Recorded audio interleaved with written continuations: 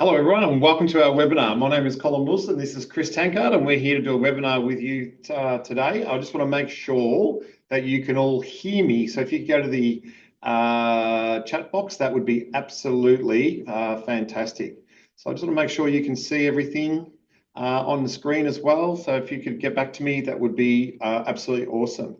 So we're here to do a webinar today, which is on effective communication in the workplace, aren't we, Chris? We certainly are. Yes. So we're going to try and make sure that everyone out there has good communication and makes life easier for yourself and your employees. Wonderful, wonderful. All right, so let's get into it. So just want to make sure you can hear me. So can everyone hear me on the webinar? If you could go to the chat box, just put in, yes, I can hear you, Colin, pretty clearly. That would be magnificent. Then we know that everything is working. So, and right now I don't have anything, so.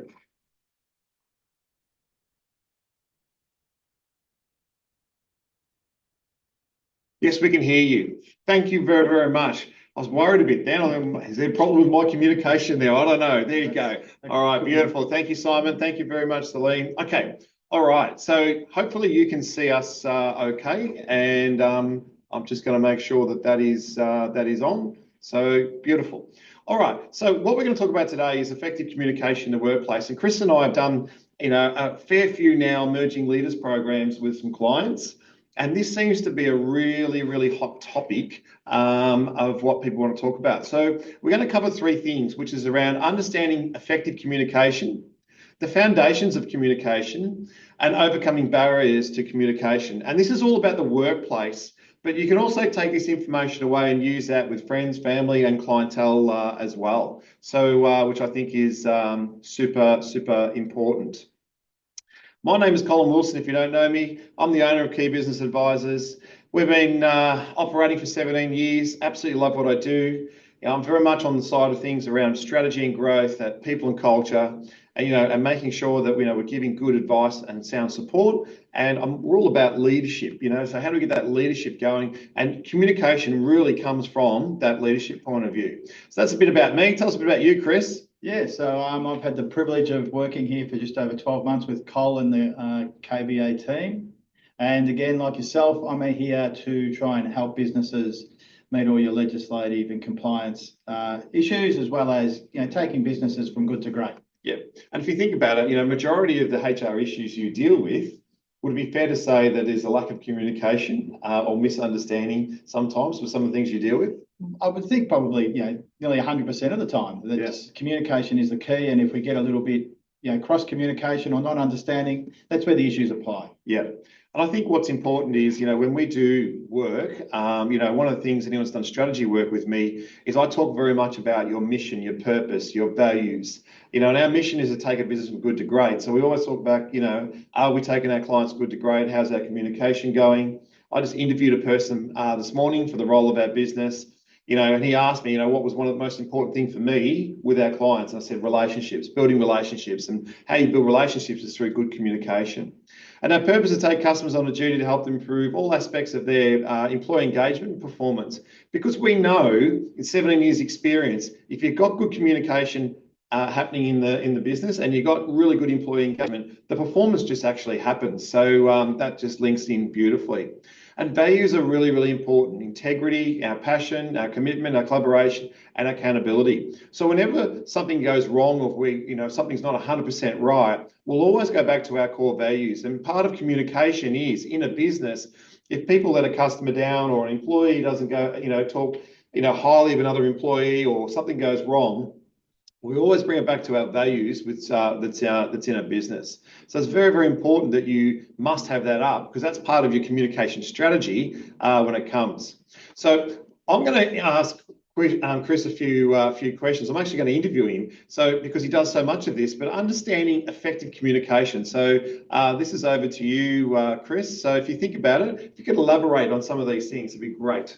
Yeah, so look, effective communication is the key for everything. It's how we exchange ideas. It's how we ask people to do things. I know that since I've come into this role, I've become a better communicator with my two teenagers because understanding, asking for things and not getting what I wanted. The problem wasn't them, it was me. It was the way that I was asking or presenting the information. So I think that, you can have it at home, you can bring it in the workplace.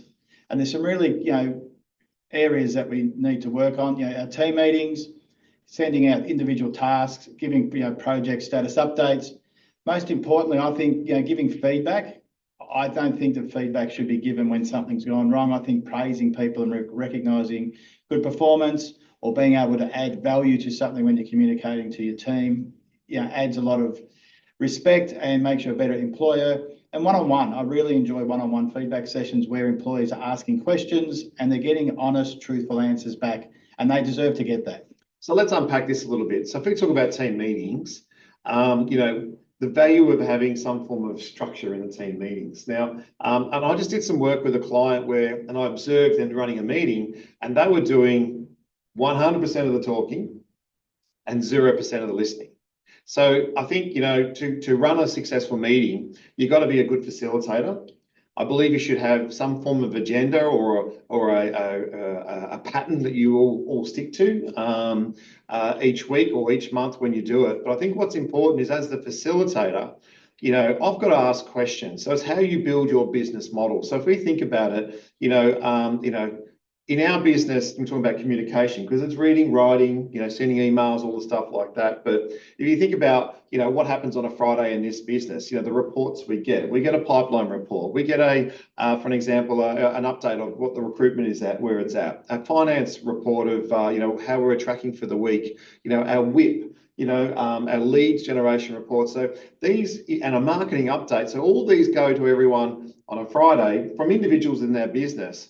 And then, the expectation is when we walk into a meeting on a Monday, and we don't start it from the time when we actually open the business, that the guys have gone through, got a bit of an idea of what's going on, which actually halves the times of our meetings.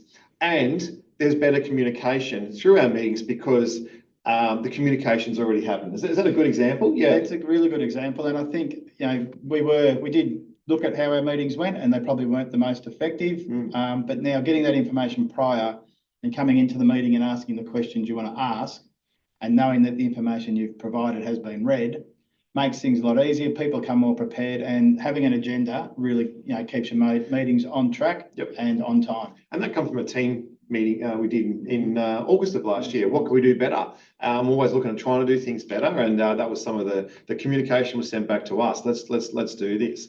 And I think when you talk about communicating about individual tasks, again, when we have strategy in our business and we create tasks, and I'll give you a good example. Like, for an example, welcome packs was the thing that we spoke about. So, Joanna in our business, that was her task, and she kept an update of how she's going with that and how we're actually about to. So when we bring a client on board, we send out a nice welcome pack, and that's all just arrived, with drink bottles and a nice notebook and some mints and a bottle of red wine. So, but that come from a team meeting. But communicating about individual tasks, that was a task that was delegated to her that she absolutely owned. And then that's the reward and recognition of seeing the finished product and now making it work.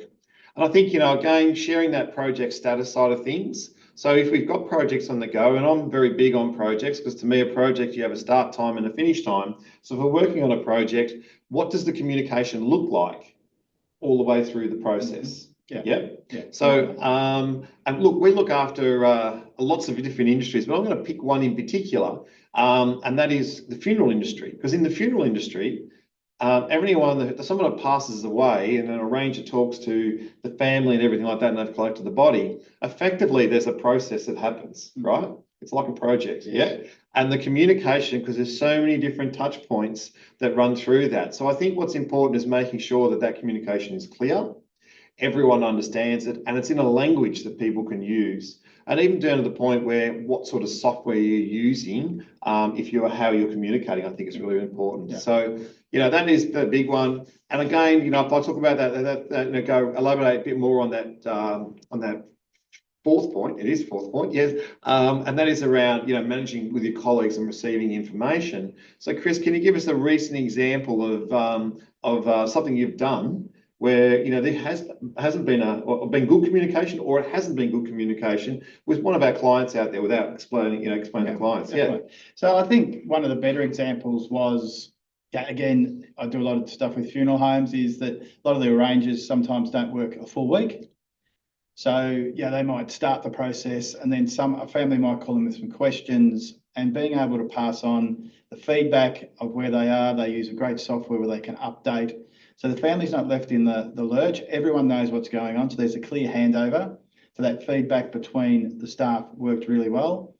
And in a manufacturing environment where it was delivered poorly, staff ended up getting injured because they weren't using a machine correctly. What they were told was we need to hit a production schedule of X. And to do that, they took some shortcuts and ended up with injury. So, making sure that the feedback's correct, we're not setting unreasonable targets, and having interaction with your employees in the feedback is really important. Yeah. And the last point, that one-on-one feedback sessions, I think is, it's hugely valuable. And again, we're an outsourced HR business, so we deal with, normally when clients come to us, it's the reactive stuff rather than the proactive stuff. But those feedback sessions, so the human brain is designed, we always look at things that go wrong rather than things that go right? And if you turn the news on or turn the TV on, all you're hearing about is dramas and stuff like that, and that all affects people's mental health. But I think in today's world, I talk about, giving feedback is just so important. That recognition and praise, I think is really important when someone's been given a task or something to do, and we've got to recognise that. So and no different, we've also got to make sure that what's the word I say is that if something isn't right, then we've got to have that one-on-one conversation about, well, how did that happen? Yeah. So for me, great way of communication, I think, in a company is case studies. So let's have a look at a project we've done that's done really, really well. Yeah. Let's have a look at one that maybe didn't go so well, and what happened and why did it happen? Yeah. What was the if you could say the spoke in the wheel or the cog that didn't happen that actually created it. So effective communication, I think, is very, very big in the workplace. And by the way, as we're going through this, if the chat box is open, so if you want to ask us some questions through the chat box or make any comments, we welcome that type of feedback. So if you could take us through this, Chris, that'll be absolutely amazing. No problem at all. So we all should be aware of what good communication looks like. We need clarity. It's really important that you've got to get your message across. As I said earlier with my two teenagers, it was my communication that wasn't getting the result, not their inability to do it. So be really clear what you're asking for. And I always follow up with, do you understand, or what do you expect, or what am I going to see as the end result? So ask those questions. Be open and honest. Don't hold back information when you're talking with your staff. It's unfair. Puts them in a compromised position. I'm bigger. And I think Colin's the same. Face-to-face or over the phone is a lot better communication style than sending someone a text or an email. If I'm had a bad day or a busy day and I really just skim a text or an email really quickly, I can take the tone of that, the wrong way, and then I'm not getting the correct message. So if you are sending something that you think might be taken the wrong way, always follow up with a phone call or walk into the office and see them and just say, just want to follow up on that text or that email, just to make sure the tone gets delivered the right way. Take note of your body language. It's no good me saying to Cole, how was your day today? Yeah. I don't look really interested. It doesn't look like I care. People read your body language straight away. So they'll know whether you're being insincere, and they'll know then that the message is not the right message. And also have a look at the body language of the person you're giving the message to. If you can see they start to deflate or look a bit lost or bewildered, think about the message. Can I deliver it a better way? Because you're not going to get the results you're after if someone feels defeated or feels humiliated when they're getting the message given to them. Number one rule, we've got one hole for our mouth, we've got 2 ears. So we've got 2 ears, we should use them more. So listen is really important. Listen to what's being asked, ask the questions to follow up and listen for the answers to make sure that your instructions have been received, or if the message that you're giving is the right message being received by the person you're giving it to. We're really strong on two-way communication. I think that's one of the strengths of this business, is the way that we communicate back and forth and we follow up. We've got a really open and safe environment where if I feel that I need to ask a question of Cole, Alison, the collaboration that Gina and I have, is amazing. I'm learning all the time. And I think we miss opportunities to learn when we don't have that two-way communication going. Be calm, even if you have to deliver a message that's not right, or a safety message or something. If you're heated, distressed, or you're in a hurry, people are going to panic when they see it and they're not going to receive your message at all. And as I said earlier, check on the understanding. Always follow up with a question and ask, are you clear of what I've just asked you? Or are you sure about, what's the next steps that you're going to take? And again, like we use this in so many parts of business. Feedback to him. So somebody is underperforming. There's a process. If somebody is overperforming, there's a process. If there's misconduct, there's a process on the communication.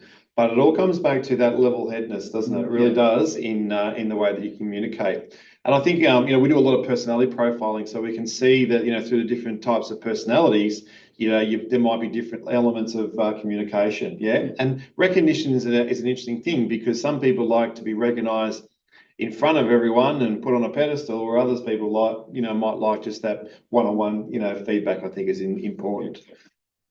So I'm just going to take you on a bit of a journey. So this next few slides has been put together by my wonderful wife, and like anything in a presentation, if you can steal some content, why not? But she goes into schools and she really works hard with the young ones that want to come and join the workforce.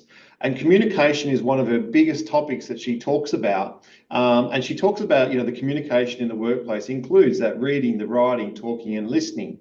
So, and if I just give an example is, for many of you out there, please feel free to give us some feedback on this, but it really surprises me that when you employ people, we set it up. If you're not going to be in today, how do you want that communicated? Do you want it done via an email? Do you want it done by a text message? Or do you want it done by a phone call and someone explaining it to you? So it's amazing, we go into companies and one of the biggest complaints they talk about is this person hasn't fronted up to work today, and they haven't followed the process. Or they've texted like 2 o'clock in the afternoon, but when the clients try to ring them, no one responds. So this communication is so important that we set the ground level right. Yeah. And and that all goes back to part of what we talk about in our business, and we do it in other companies. We call it the KBA way. This is the way that we do things. It's part of your onboarding when we induct you into the business. It's part of making sure we set you up for success. So communication in the workplace includes that, that reading, the writing, talking, and listening. So somebody puts something out in capital letters, right? Then that might also affect my way of taking that particular message. So clarification is, and I will say, if you are angry and you do put something together, whether it be an email or a text message or whatever, don't send it. Sleep on it for 24 hours and then unpack it in the morning and go, well, look, because we've got to think about how the other person's going to receive it. So you need to be, one of the things is really important, you need to be clear on which tool is appropriate to use. So am I better off ringing the person and having a conversation? Hey, I'd like to have a conversation with you, Chris. Can we meet up this afternoon? Or text messaging. Now, again, we're talking about mental health and this, and we've just seen, what's just happened in the football industry with Adam Selby? Adam and Troy. And Troy, yeah, which is terrible. So again, as owners, we're responsible, managers, we're responsible the way that we communicate. So we can't lose our call, and we've got to make sure that we're doing it in the most appropriate way and using our form of technology. How it's changed, because when I got into the workforce, you were screamed at, absolutely screamed at, yelled at, and thrown into a room and got a spray. We can't do that of today. So you need to be adaptable to suit the situation of your actual audience. And in a lot of training that I do around customer service, and also use the body language. Yes, I'm getting to that, Lorraine. She's already popped me on the webinar. But a lot of us, we just got to make sure that we've got that, that right mechanism of how we're going to have that conversation. Otherwise, it can be misread and taken the wrong way. And sometimes we've all had family members where we've said things, and you can't take it back once you've actually said it. Right. And I think just on that, just practicing, going over what you want to say in your head, nearly role-playing the conversation so that you get it right, you feel comfortable. I think delivering the message in a comfortable way helps. So, I wouldn't recommend walking into a room and having a one-on-one over a performance issue if you haven't, gone through your preparation, have all your information and gone through it in your mind so that when you get in there, you're giving the best version of not only yourself to the employee, but you give the best version of yourself to yourself. And also the company as well, right? So it's interesting, right? Because I'm going to fire this person. I'm determined to fire this person. I don't do it the right way. Then that reflects badly on everyone else in the business. We've seen that many times. So let me just go through some points here. So the key is aim for clarity, right? So whether you're sending a message via an email, face-to-face, clearly communicate the message with precise language to get your point across. So I think that is really, really important, and think about how is this person going to take it at the other end. I think what's important is being open and honest with the communication. This helps build that, that team and trust. So strong teams can actually communicate with one another in a way, and again, it's part of your culture and how you actually communicate.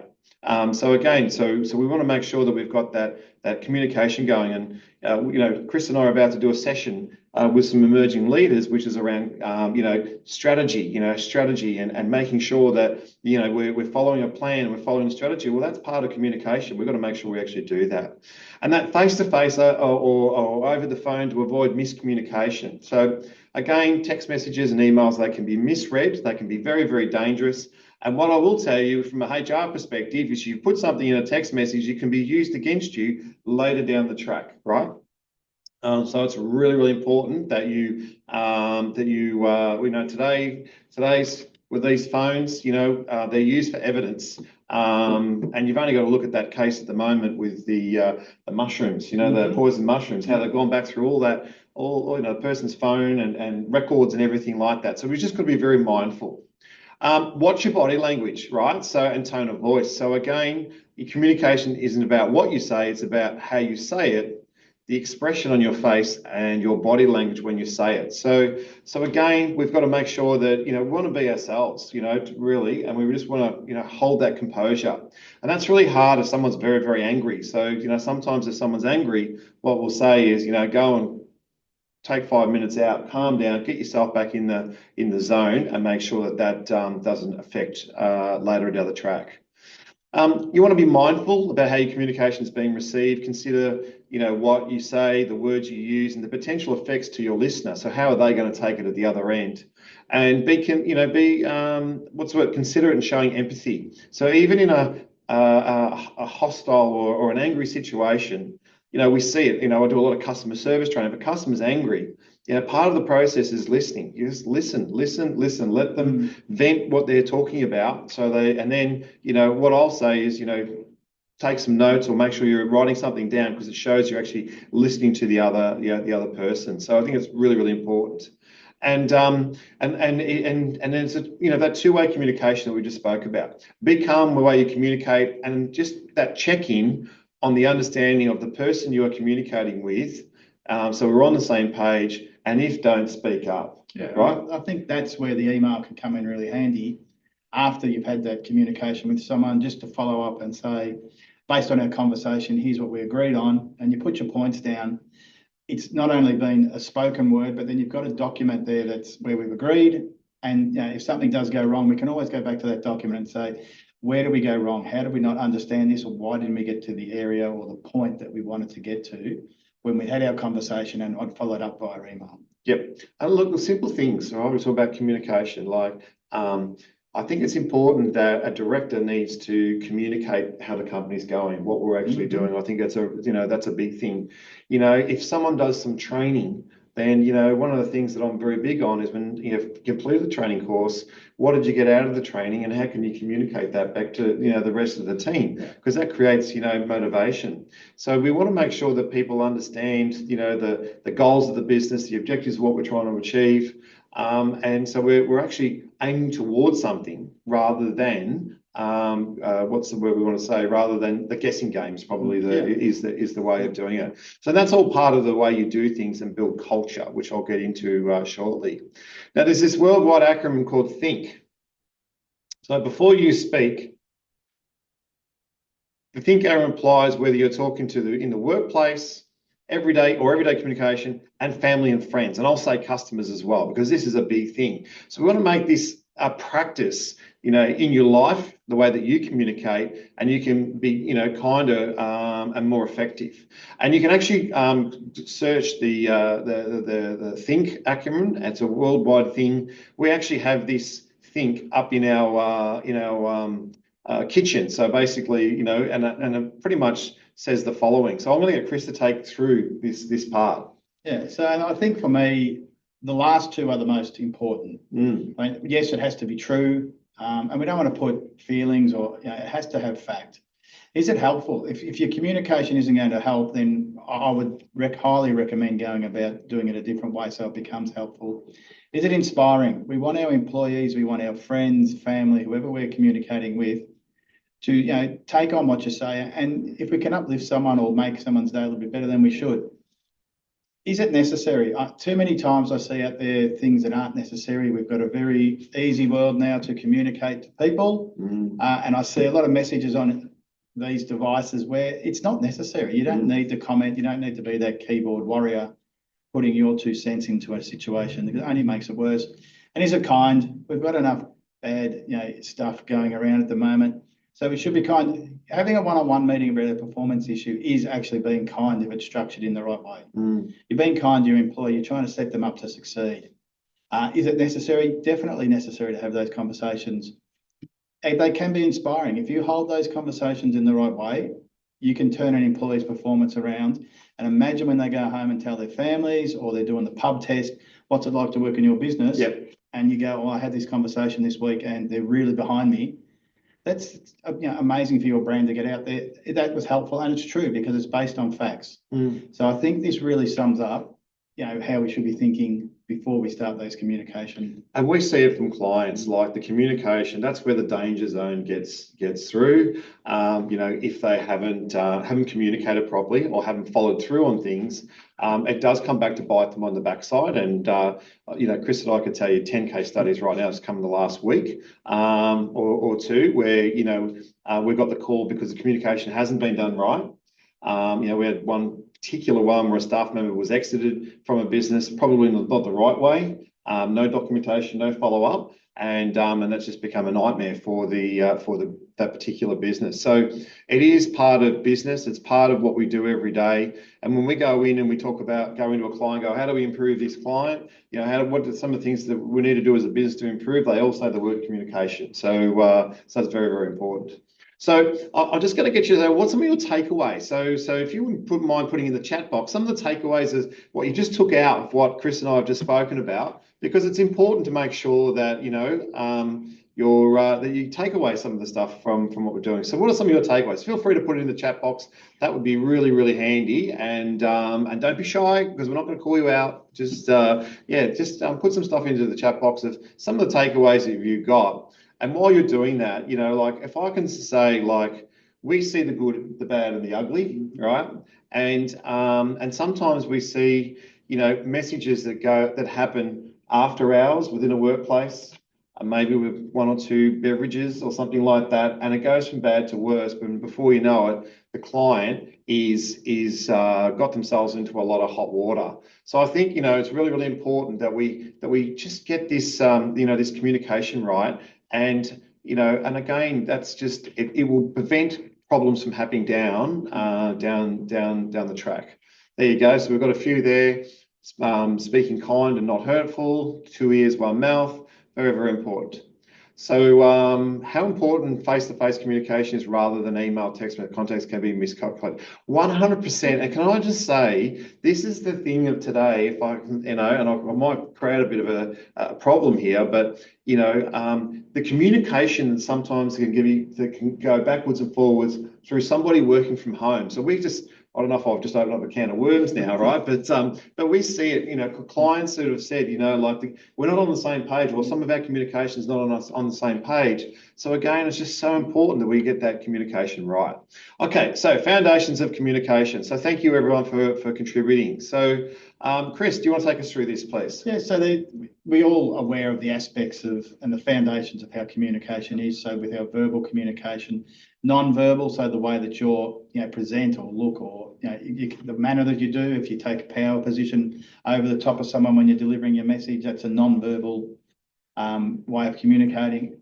Written, which we've spoken about, which is, you know, really interesting these days. It does include your SMS, whatever, you know, however you write something is now considered written communication, and as Colin said, can be used if, you know, needed to down the track in relation to having to sort out performance issues, wrongful terminations and those sort of things. Active listening, we've spoken about that, the 2 ears, 1 mouth, really important. And not just listening, but, I'm big on active, be involved, ask questions, follow up when someone's talking to you. The contextual awareness, are you aware of what's being communicated to you? And sometimes you do need to be a bit assertive, and it's okay to be a little bit assertive, but you can't go past a point. Right? Again, assertive using think can work. Yep. But assertive not using think just lands you in hot water. So, be really mindful, and again, think about when you're doing that assertive communication, just what are the consequences going to be? Yeah, and I think, look, that's, we do a lot of management training, effective management training, and one of the things that we say is, key business advice, this is about the key words you use and the key employees you employ. That's why it's called key business advisors. But one of the things that, I think is really, really important is when you are communicating and you're not happy with someone's performance, you can actually deliver it in such a way, saying, look, I sort of don't understand why this has happened, or I'm confused why this has happened, or it's not a personal, I don't understand why you haven't followed our process. So it's not actually attacking the person, you're actually asking a question to get them to actually respond. Yeah. And 9 times out of 10 you'll hear, I just try to cut corners, or I'm sorry I screwed up, right? So again, good communication, that comes back to your culture in the way that you actually do things. And again, that contextual awareness is if you have somebody, in your business that's going through a bit of a hard time, is this the right time to actually have that communication? So, and they say, when talking about, the human brain and what it actually does, but I could send an email at 9 o'clock at night to you, Chris, and for me, I feel good now because I've hit the go button and it's off my mind. But if you pick that up by your bedside table and happen to read it, which I will, and then go and it's misread, what have I now done to you? Yeah, state of panic. How do I fix this? It never leads to a good night's sleep. No, it doesn't. So we, as owners, are, we're going to look at the, the policy around psychosocial and all the things that are out there. We're actually responsible for that, and we're actually responsible to make sure our managers don't do that. So we're not a fan of sending communication out from business after a certain time, and there's new laws come in, as we know, that's actually happened, but again, part of the KBA way, we feel that we can communicate somewhere between 8 o'clock in the morning till 6 p.m. at night. But after that, unless it's necessary, try and move that to the following day. So when you're sending an email, you can actually do a delayed send and hit the send button so you get that emotional feeling trigger. Yes, I've got it off my chest because I know it's going to go out the next morning. And secondly, the person is going to receive it at 8 o'clock in the morning or 9 o'clock, or whatever time you start, 8:30, 9 o'clock, whatever it may be, knowing that you're not going to do it. So I just want you to picture this, because this actually happens out there with some of the, the foundations of communication. We know that some managers, some directors will actually do that on purpose because they want to try and get rid of the person, or they really want to get their point across because they're really pissed, if I can say that, right? We see that. And then what happens is that is used against them later down the track. So that information that's recorded then can go to a lawyer who puts in a general protections claim or some sort of unfair dismissal claim, and they've got all this evidence based on some of the stuff that we've done. So your communication has got to be professional, and it's got to link within the boundaries of the business. Yeah. So I think it's important. Anything you want to add to that? I just think I always go back to values. What are your values? Your communication should be, or your communication guide, if you don't have one, should be reflect your values. Yeah, and if your values are to get rid of people and be a really horrible workplace, then that's, I'm sorry to hear that, but that's the way your communications are going to go. Yep. So always, everything's got to be in line with your values. You can't go wrong. Good values, good communication, hand in hand. Yep. And Chinese whispers. No Chinese whispers in the business. No. Okay, so if we talk about, we'll just elaborate a bit on this, that foundations of communication. I'm going to leave this to you if you want to go through that. Yeah. Yeah. So the 3 styles there are, you've got your passive style, your aggressive style, and your assertive style. So passive is, to me, is a manager might go in and say, hey, Paul, I need you to do A, B, C. There's no time, there's no how to do it, there's no real assistance in how to do it. So to me, that communication style needs to be, ramped up a little to be more constructive for your the employee or the person that's getting it. If I stick with Paul and the manager walks in and says, "Paul, I want this done by 3." That's aggressive. It's not going to land you anywhere. Paul's going to walk off kicking the ground going, "Really? It's 1:38. How am I going to get this done by 3?" But assertive, you can be assertive. "Paul, I know it's 1:38. We need this production done by 3 o'clock. Is there going to be an issue with that?" It's a little bit more stronger and forceful. It's assertive. You're not overstepping the lines. If I go back to think, it met with all of those things. When necessary, we needed to have the production by 3. It was kind because I'm asking, is there going to be an issue or how I can support? So, you can still get your message across, but just be really, mindful of which communication style you're using. It's very, very important. And again, it is about holding that composure in what you in the way that you need to do it.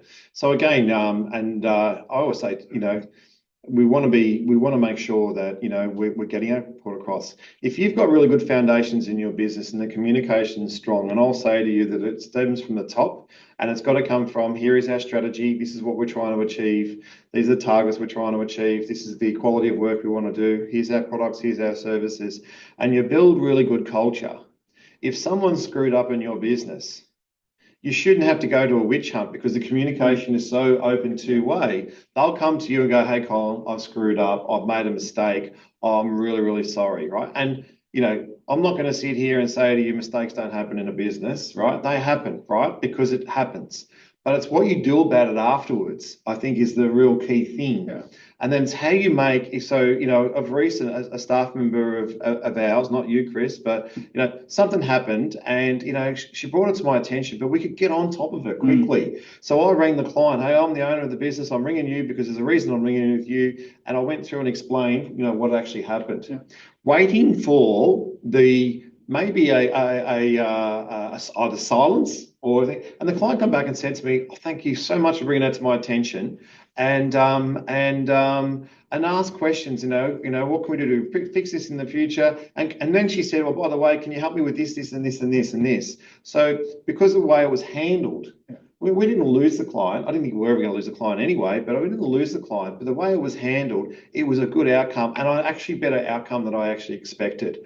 And I think, again, that is part of what happens it's part of your culture. Yeah. So if we can call things that are early, I think is really, really important.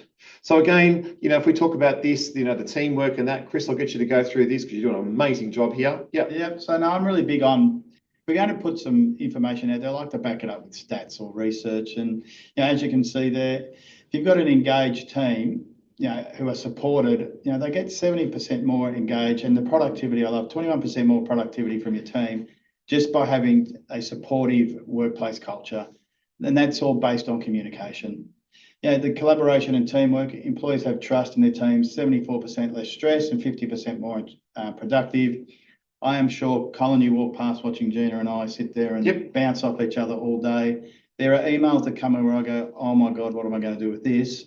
A quick conversation with Gina, my stress levels, reduce very quickly, and we come to an outcome or a solution very quickly. So again, that communication and collaboration works really well. Career development, really big. If you're in businesses where you can put people, develop people through their career, it's really good. It's going to make sure you retain your top talent and you start getting that pipeline of future leaders, which every business should be looking for. You want to have the more leaders and the more excellent employees you have, the better off your business is going to be. Psychosocial, Cole, you mentioned it earlier. It is the new back for all of you who are old enough to know, back into the early 2000s, late 90s. The 80s and 90s, yep. Where every second thing going on, everyone had a back claim going in, is now psychosocial. Positive interactions, 23% lower stress levels. I mean, that's amazing. And that's all through, again, great communication. And those positive interactions can be around performance management, performance improvement, helping your employee when you see they're struggling. And the big one for me, the positive work culture. If you deliver a positive work environment, 50% increase in satisfaction, We all know what the cost of trying to find new people is. At the moment, it's very hard to find people, and a 21% boost in productivity. If you can get a happy person who's collaborating, communicating well, and getting productivity boosts, then you're winning every day of the week. And it all comes back to the foundations of how you communicate and treat your staff. That's interesting. We're just I'm fresh out of an interview. It was only like an hour ago, right? But the potential candidate asked me a question: what do you do in this business to keep your top people, right? And just nailed it on me. I thought that was a really good question. And we talked about culture. We talked about having fun. And I think part of building relationships with your workforce, like you don't have to go and eat out of each other's homes or anything like that, but you've got to have some form of genuine connection with your employees. You've got to like them. That's the bottom line, I think. Yeah, definitely. You got to like your team, and they got to like you. And if you're a leader or a manager, you're under the spotlight more than what they are. So again, you've got to make sure that you hold that professional standard and making sure it's working for you. Okay, so that was a bit to get through, but can you give us what were some of your takeaways of what we just did just then? And if you put that in the chat box, that would be absolutely fantastic. Thank you. Don't be shy.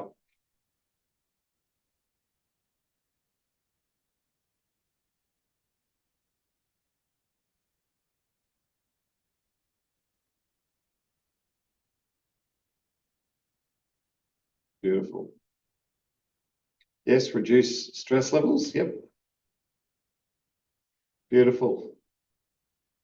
Love the concept. Everyone loves that, Simon, everyone loves that concept. Where did you get it from, right? And I can tell you, when we started this business 17 years ago, and about year 2, we employed a guy. He's still on our website, Roger Watson. He's like Johnny Farnham. He comes back out every now and again and supports us.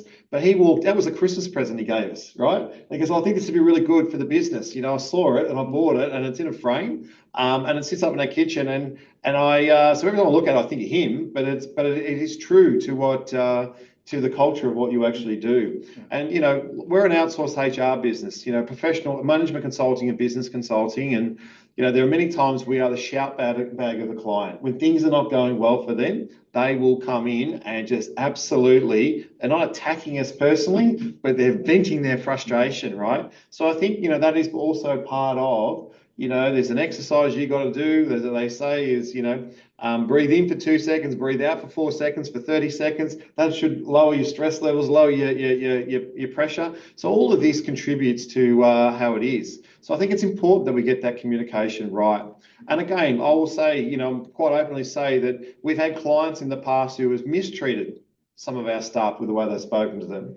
And I've gone and got involved and said, listen, I'm really, really sorry, but we're ending our services with you because I would rather keep my staff members than keep one client happy who is not like the rest of our clients. So, and then recommended them to get some professional help. So it's really important that, we have this communication and we protect our business. So let's just talk about our last topic, and we're going beautifully here, overcoming barriers to communication. So let's just have a look at some of the things that we've got here. And Chris, I'm going to let you go for this. So great. We've covered a couple of these already with the listening and the clear and concise language. I think these days cultural awareness is really, really strong. So, and that is a massive barrier to communication. Now, one of my clients has a strong Vietnamese workforce. So they've gone about recently putting all their notes and anything that gets sent out from management, their meeting notes and everything, they actually get them put into Vietnamese and get them sent out to them so that they've broken down that barrier of that. So, if you do have people from a different background or diversity, have a think about trying to put your communications into a language that they're going to understand. Your non-verbal, we've spoken about feedback. I'm massive on feedback. Everyone deserves it and you should give it to them. Appropriate timing and setting. Colin spoke about that. If someone's coming in a bad day, they've just had a breakup at home, the kids got hurt, could be anything. Having a strong conversation around performance may not be best. You're not going to get the best out of them or the best result out of that meeting that day. And empathy and respect. Everything's got to be respectful, and you need to be empathetic when you're delivering your messages. You get the best results, and as we went back on those previous slides, having being an employer of choice where you're retaining your top staff, you're developing your leaders, they want to be with you on the journey. And again, always, Cole, you speak about this a lot. What does your partner say when you walk home every night? Well, how was your day? I always give a good report. And, I think we were going for a walk on Saturday in between the rain. And, Maris mentioned to me how lucky I am to work with a group of people who respect and treat you well. And I said, yeah, that's right. It's nice for your value congruence to be working in an environment where you do feel respected, and there are no barriers to communication. Yeah, 100%. And someone just put something through. It's important also to ensure that we communicate well post-interview stage when we provide feedback for non-successful candidates, as this can also impact the business image. 100%. I agree with that. And sometimes that's very difficult, right? So, but it's very, very important that, that we do give that feedback, especially if they ask for it, I think is reasons why. So, so I think that's really, really important. And where we see, mistakes, I guess, happen is, I will say, when we're talking about communication, we see it around that Christmas, New Year's Eve, or those Christmas breakups. And it happens in family and it happens in business as well. But, under the influence of a few beverages, people say the wrong thing or try and be smart or something like that, and that can have a negative effect and then damage it. I always say that, you've got to be careful what you say, because if I say something that's really nasty, that's hurtful, then it's very hard to come back from that, when we're going through. So very, very important. Okay, and so you just talked about the language, the cultural, the emotional barriers, and the physical barriers. Really, really, really important. So again, how do we break that down, which you just spoke about? Another thing which we haven't talked about, which I want to bring in is, and this is a question that I always ask when I'm doing a strategy session, is what's your form of sending a message out there? So there are products out there like WhatsApp or Slack and this and that.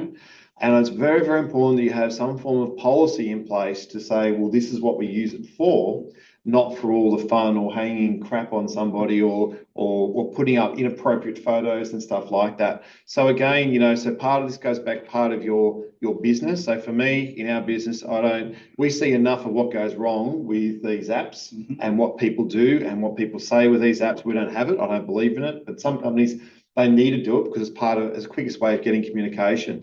So again, that's part of your training, that's part of your onboarding, that's part of setting a policy in place about how we should, what's appropriate and what's not appropriate. So again, we started off this presentation by, communication is at work about work, not about being personal and stuff like that. So again, that can be, once something's done, it's very hard to come back from that. And I think it's really, really important.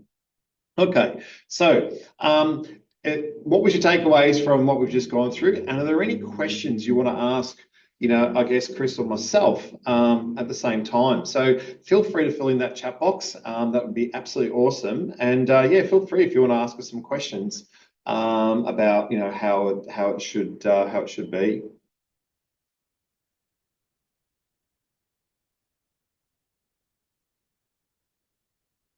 While you're doing that, Chris talked about, what my comment. So the comment that I say is, when a staff member goes home and their partner says, "How was your day at work today?" What we want to make sure is no one bags the company brand, people in it, or the clientele, right? Because if that happens, then the partner's going to start coaching that person, their partner, to leave the business. Yeah. So it is so important that we hold our standards, hold our professional standards, and make sure that we communicate as best as we possibly can. And there are times in business where I'll say you go through some peaks and troughs. You go through times where you've got some time on your hands. You go some times where you don't have times on your hand. And again, that's the roller coaster ride of a business. But I think it's also, we hear things around, the Are You OK Day and all that sort of stuff. But, a great culture is, definitely when, you're as a leader asking how your staff are going, but most importantly, they're also asking you how you're going as well. And that's probably one of the greatest feelings of all time. Okay, so hopefully from this webinar, you've got some sort of bit of to-do list. And I just want to say thank you very much. If there's any questions, feel free to put some of those questions out. But, for more information, about what we do, we try and help companies get that communication going. And I'll say that if you're going on a holiday, this is how I say it, if you're going to go on a holiday to Europe, all right, or, even to the Gold Coast, you're going to plan it out. When you're going to fly, what time you're going to get up, what you want to see, where you're going to eat, where you're going to stay. So in business, it surprises me just how many businesses don't really have a plan, right? So what is your strategy plan of how you want to take your business to the next level? And what does that look like for you, which is great because that's in our head. But more importantly, what does it look like for our team? Because if our team understand that and follow it, you're going to get much better outcome. And that creates the conversation, or that creates the communication within your business. Change management, if we need to change, you've got to do it. And then you can always benchmark your staff satisfaction because they'll tell you when we don't get communicated. We see it that staff don't like hearing things from a third party, right? And owners don't like hearing things from a third party either. So again, we've just got to get that communication going. So feel free to do any of those downloads, this is what we're all about. We've got our next, and again, there's a promotion here. So if you want to book in a 3-hour consult with me, there's 2 spots left. I'm more than happy to do that to 2 companies because there's a lot of knowledge, I guess, and I love what I do. I know Chris loves what he do. We come to work because we want to, not because we have to. And I think that says itself. This is our journey map of what we do for our clients, build a strategy, do the training, we get that culture right, and then that HR advice. Unfortunately, when companies come to us, they come to us, which is at the top, is giving you the advice because they got a problem. And 9 times out of 10, it links back to some form of communication problem. This is our team, which we love and come to work every day. So our next webinar is about the power of succession planning in a business. And I've got to say that would probably be the #1 topic that I'm working on at the moment with our clients. How do we build that leadership, that next level of leadership within our business? What does that look like? So we've been definitely doing a fair bit of emerging leaders training. So again, if you really like this webinar and you want to give us some feedback, then by all means give us a good Google review. If we're not happy with what we've gone through, then feel free to contact me and not give me that bad Google review. But I will take anything that's constructive. So on behalf of Chris and myself, anything you want to say before we finish on? No, just enjoy the rest of your day. And if you do need any assistance, please reach out. We're only a phone call, email, or Teams meeting away. That's right. 1300 for advice is the actual phone number. There you go. Beautiful. Thanks very much. Enjoy the week ahead. And I hope you got a heap out of the webinar. So that concludes our webinar. And we look forward to chatting to you soon. See ya.